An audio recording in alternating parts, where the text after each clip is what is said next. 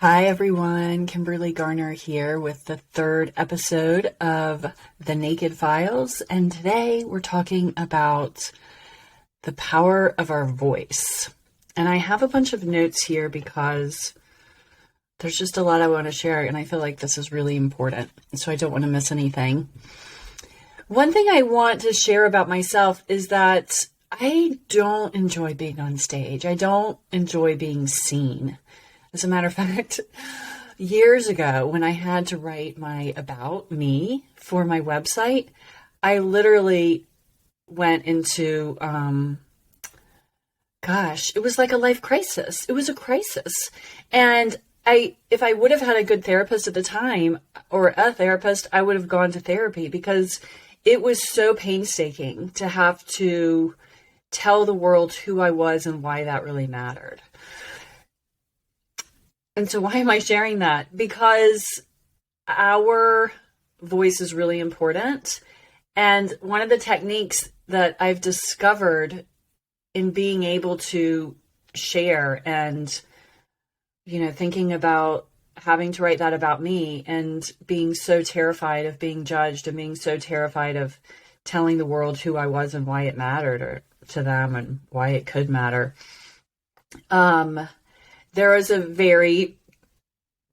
a deep, painful part of me, and I don't love coming up and talking in front of people. And so what I've decided is that I'm going to talk to that painful part of me, that part of me that if I could go back and tell it what I know now, like that's how I'm, that's how it's getting. I'm making sense of or reconciling having something to say and to be letting myself be heard, because there was a part of me that was in pain and could have really used this information.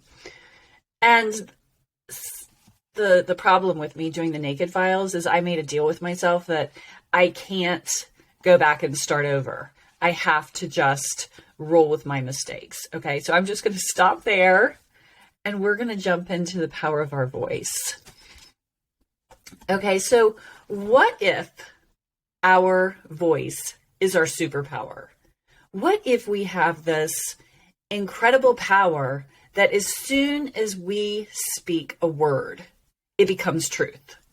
And this is with our thoughts too, but today we're just going to focus on the power of our word, the vibration of sound that we get to express through our larynx and our whatever the apparatus is in our body that allows us to create a sound that reverberates in the world. Like, that's an incredible power. Okay, so we have this power of our voice, and we're going to imagine that everything we speak becomes truth. The moment that it leaves our lips and the moment we give it expression, everything we speak becomes truth. Okay, so just imagine that for a moment. If our superpower is our voice.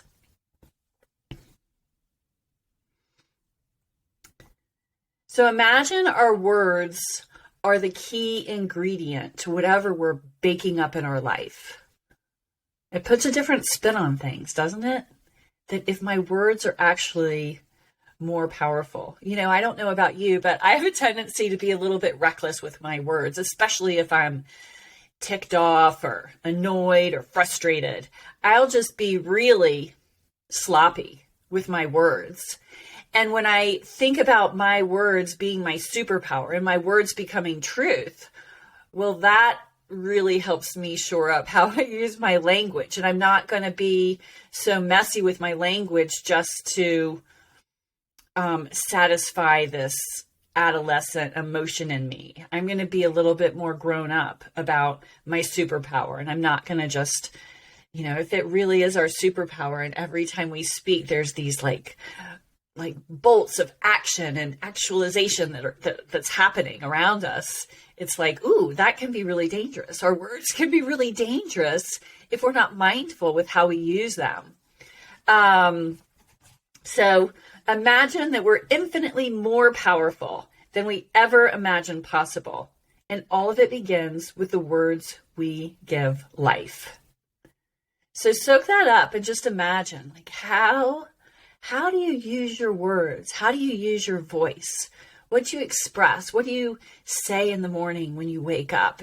And this does relate to thoughts, okay? So if you spend a lot of time alone and you don't talk to yourself out loud, like I do, think about your thoughts, because they also carry a vibration, okay? It's different than the sound wave, but they are equally important.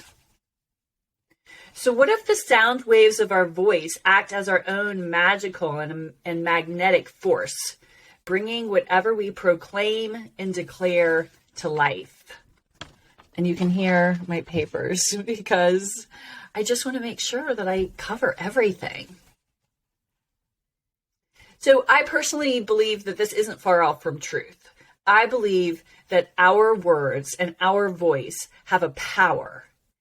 And what we express and what we speak is creating something. There's a reverberation happening, and we don't know where our sound waves travel. We don't know how far they travel.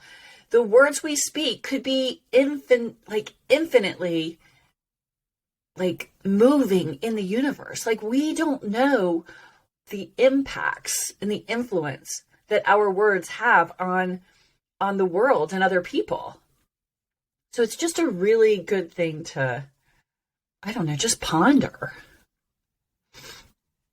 So this is kind of exciting. So with that in mind, so still thinking about this idea of our words are our superpower, look at where our words and our thoughts have brought us so far. Like, if our words are our superpower, and we have been oblivious to this, it's pretty amazing to see how far we've come with just being haphazard with our word. Like, that's kind of exciting, right? And so imagine what will happen once we start being more deliberate and more intentional with the way we express our words, with the things that we give the volume of our voice. Okay, so if our words really do have this power and they really can help cooperate in the life we want, imagine directing them toward the life we want instead of just letting them be like little free agents going all over the place with us spinning them, in these little vortexes all out in the world. Like, oh my gosh, they're so it's like, I imagine it would be like once they domesticated large animals and had them help. It's like, okay, now we're getting this force behind our intentions and what we want for ourselves. Okay. So, how do we get reacquainted with our voice?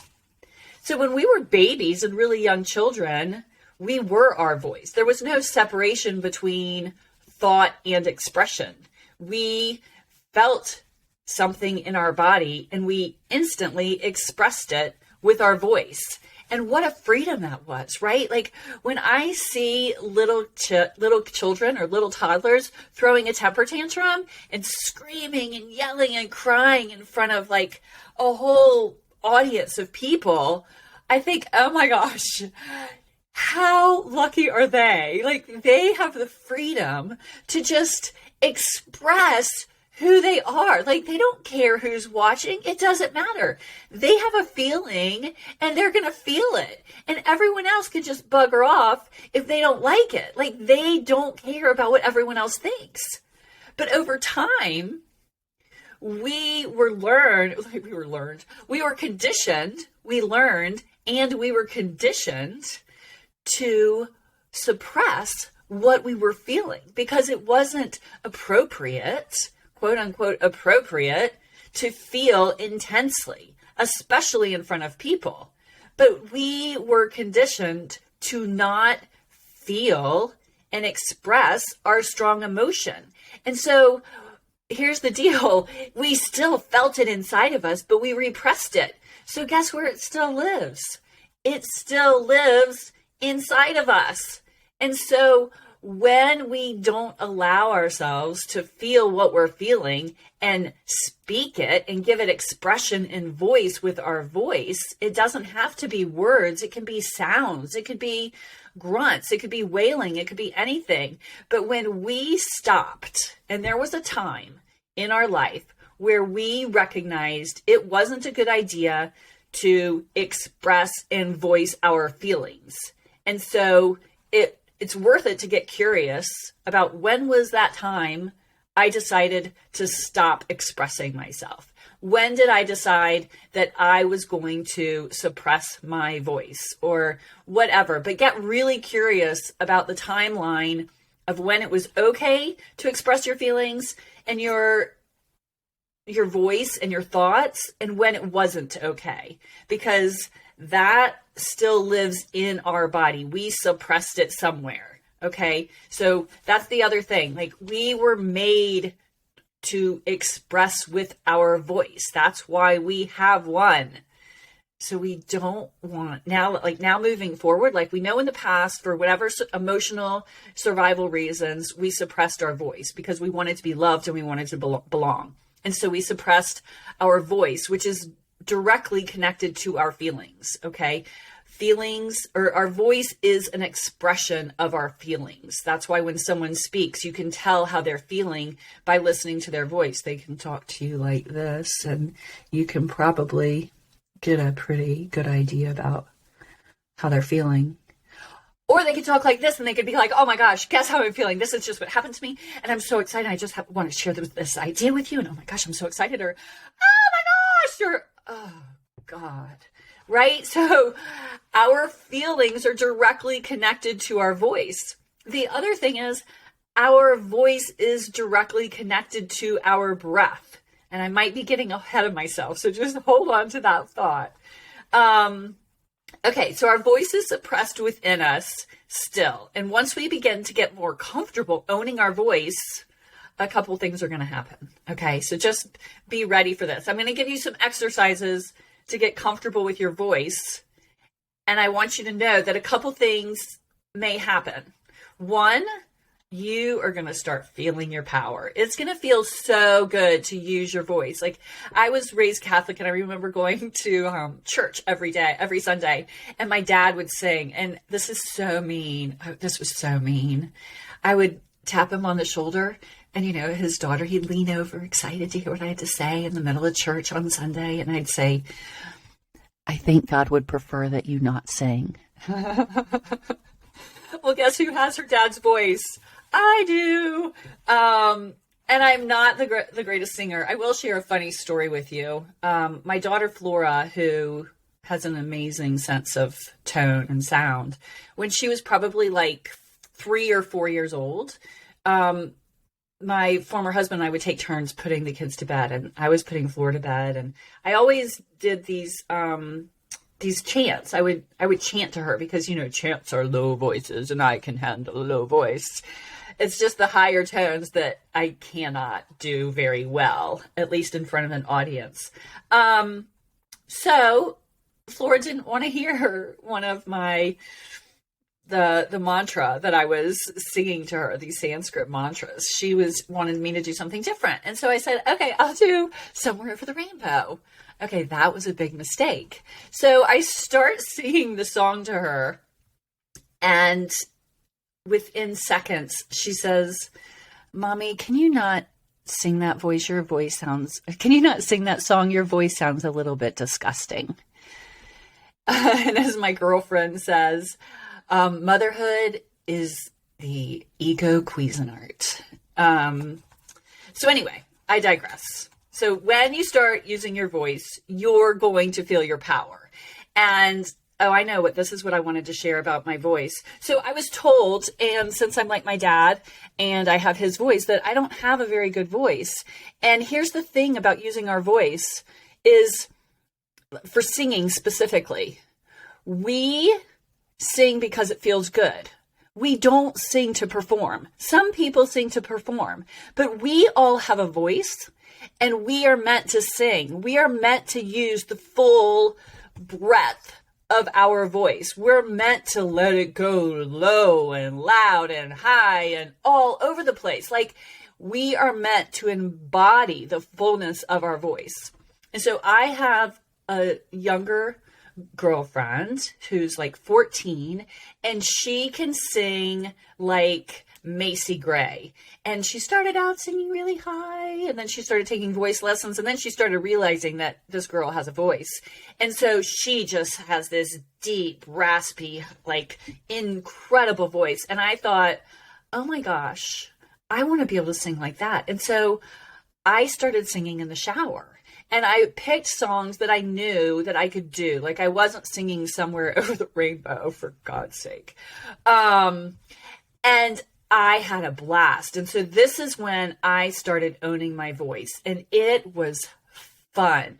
Like, it was fun. And now I sing all the time. And I love it. And my kids don't even mind that much. Like, or at least they don't tell me. So begin by practicing owning your voice. And when you do, a couple things are going to happen. One, you're going to love it. Like, you're going to tap into this juiciness. And it's because, like, our voice, we have a sound box within us and it vibrates. And so it enlivens our physical body. It enlivens our central nervous system. Like, the cells in our body are all connected. So when one experiences something, they all light up and experience it. So when we sing, it is like bathing our whole body in the beauty of our own frequency. Okay. So by all means, start singing loudly, own your voice, and have fun with it. Okay. Here's the next thing that's going to happen. You know how we were talking about all those years that we suppressed our voice and we weren't supposed to be heard, and we weren't supposed to express uncomfortable emotion in front of people, let alone at all. It was a problem, right? If people are expressing strong feelings, that's a problem. So all that stuff that we suppressed, it's still living in our body.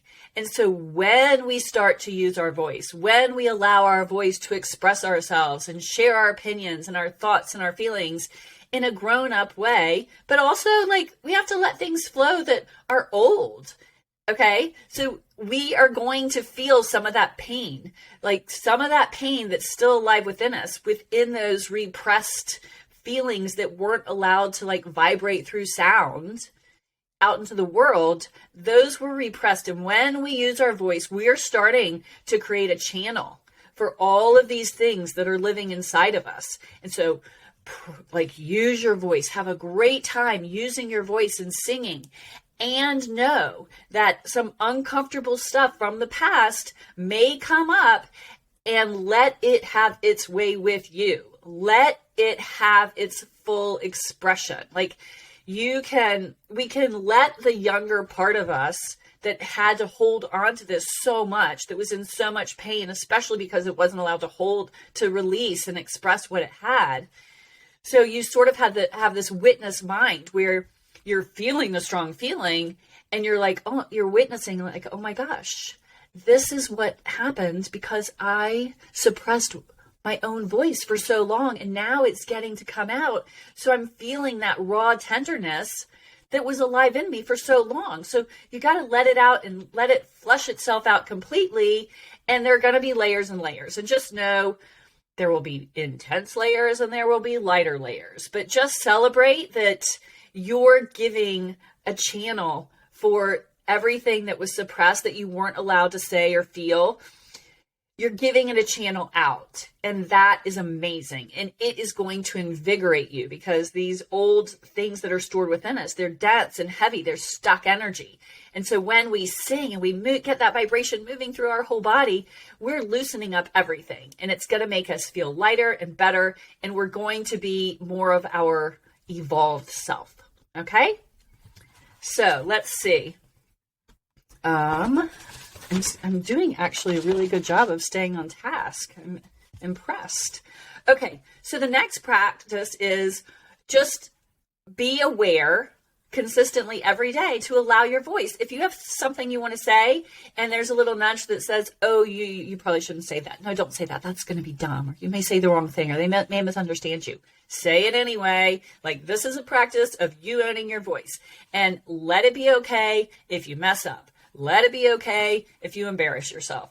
Let it be okay if you think you say something stupid. Like, love all your messy, but for God's sake, don't suppress who you are. Okay? So allow yourself voice, allow yourself expression, allow your thoughts, your feelings, your perspectives to just come through you. They're all valid because you're valid.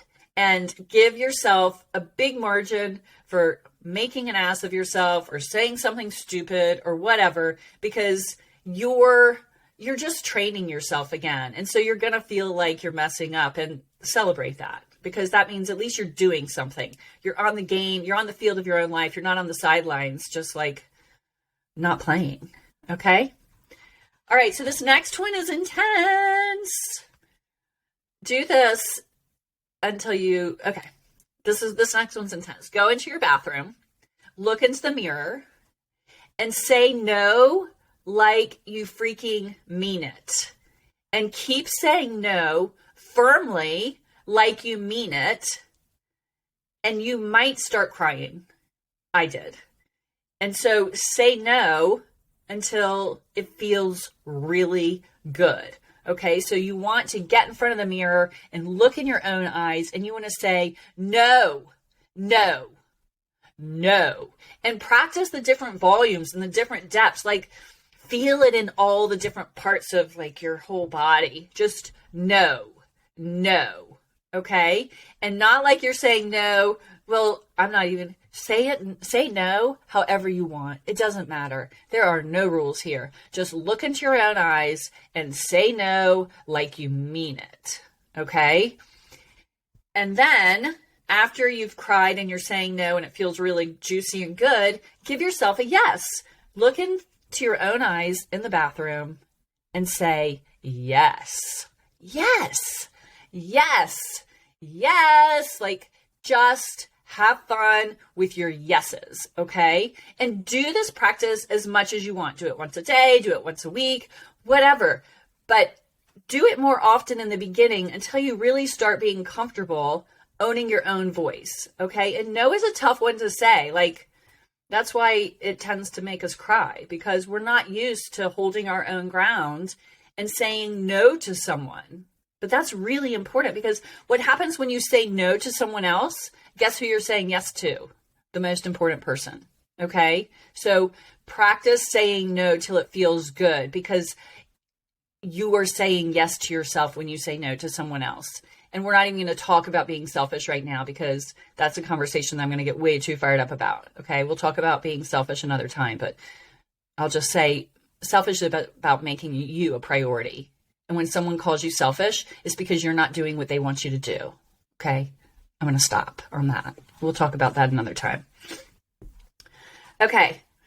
I mentioned this one a little bit. Sing in the shower. Have fun singing in the shower. Sing in the car. Sing in the shower. Have fun doing it. Like, don't just sing from your throat up. Sing from your lungs. Sing through the cells of your body. Like, let your body move as you sing, okay? And then, sing from deep down in your belly, okay? We tend to live and breathe from, like, our upper chest, just below our neck. This is where most of us live our lives. We're like those little Barbie makeup dolls. And we want to embody ourselves lower in our trunk all the way down. Okay. All right. So listening is one of the best gifts we can give someone else.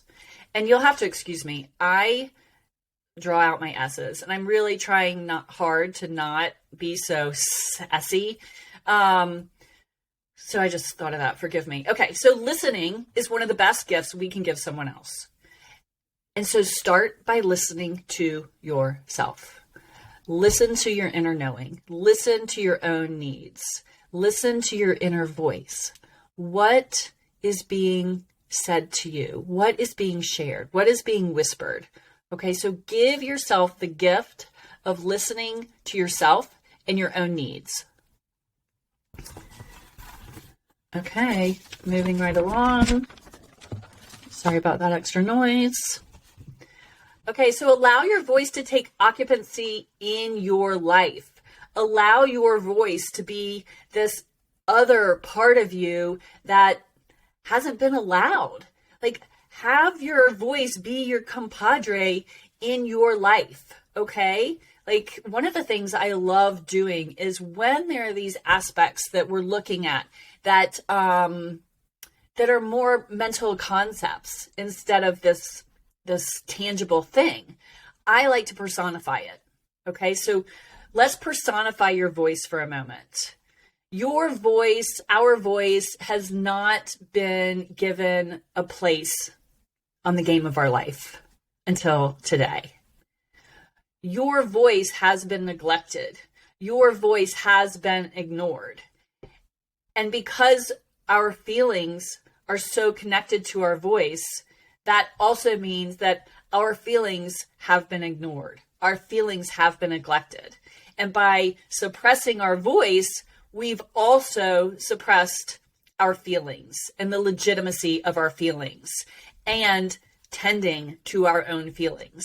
And so think of your voice and your feelings, but we're mostly focusing on the voice here. Think of your voice as this other entity of you. So personify your voice and how your voice has been marginalized in your life and how there's reunion now. Like, this is something to be celebrated. Like, you're getting to be reunited with your own voice, and think about what your life is going to be like now that you're being reunited with this huge aspect of yourself. Okay?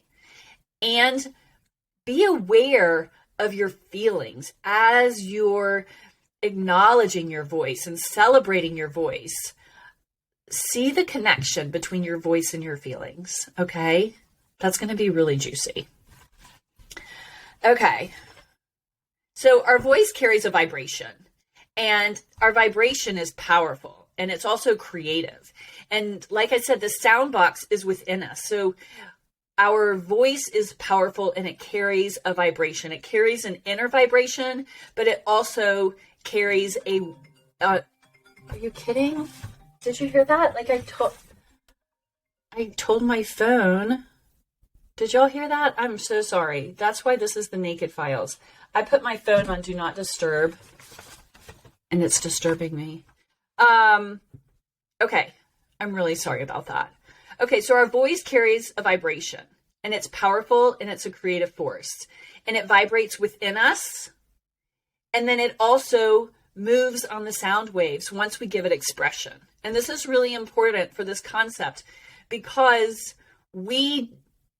if our voice carries a vibration and it's powerful and it's creative and it's vibrating within us, this creative power, and it's moving on these sound waves, this creative power, what is it doing once we release it into the world? It's, where you have those candles and they're on lanterns and they're set out into the water. I think that's in India. God, I'm so sorry. It's India or China, or maybe both. But they're little lanterns on candles that go out on lanterns. That's what our words are like. Like, we're setting our intentions and our wishes and proclaiming who we are and declaring what we're about and what we're moving towards with our voice and our sound. And we're sending them out on these waves out into the world, and we have no idea what they're going to bump into and what's going to happen. Like, maybe they're going to make someone's day. Maybe they're going to give someone an idea, and that idea is going to come back to us in some other form. Like, we have no idea the power our voice carries. So our voice, as I mentioned earlier, is interconnected with our breath, okay? And so if you look at the word inspired, I'm going to read this. The word inspired is to fill someone with the ability to do or feel something creative. Okay, I'm going to read that one more time. Inspired is to fill someone with the ability to do or feel something creative, to breathe in. And the etymology is to fill the mind and heart. And if you break it down, inspired looks a lot like in spirit. Okay? So in this way, it makes our voice really sacred. It makes our voice really, really powerful. And so we use our voice as we're inspiring something to life. So we're breathing something to life. We're inspiring something to life with the words we speak. Okay? So let's use our words as instruments, bringing our dreams, our desires, and our intentions to life, and use our breath to make this world a better place for ourselves and each other. Never finish a negative statement about yourself or someone else, because we just don't know the life of our vibration, of our voice, of our words. We don't know how they're being carried on our sound waves and how they're impacting other people and what they're creating for us and in our own life. So use your words like they hold a secret power. They're creating the life that you're living. It's almost like they're going out ahead of us and making the way for our life. Okay, so imagine like we say something and these waves are going out and they're like, okay, we'll get it all ready for you. We'll get it all ready for you. Okay, so if you say, I don't even want to give examples of yucky things because I don't know the power of my words and I don't want to hurt anyone by a make-believe statement. Okay, so just imagine that your words are moving out ahead and making your life the way you're declaring it and proclaiming it to be. So we can't know the breadth of the impact our words have in the world, but we want to use our words and our thoughts as if they're seeding the life that we're excited to live. Okay, that's the end of my notes.